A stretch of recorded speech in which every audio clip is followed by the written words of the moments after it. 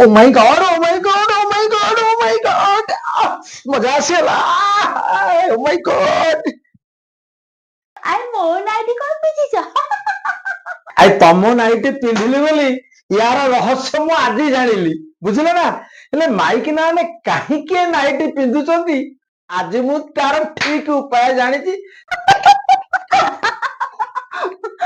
କଣଟା ରହସ୍ୟ ମତେ ଟିକେ ବୁଝେଇକି କହିଲ।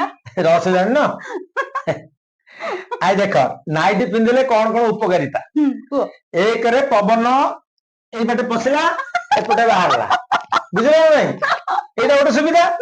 ତାପରେ ମୁଁ ଦେଖିଲି ହଠାତ୍ ଝାଡା ମାରିଲା, ସିଧା ପାଇଖାନାକୁ ଗଲ, ଟେକିଲ, ବସିଲ, ହେଲା।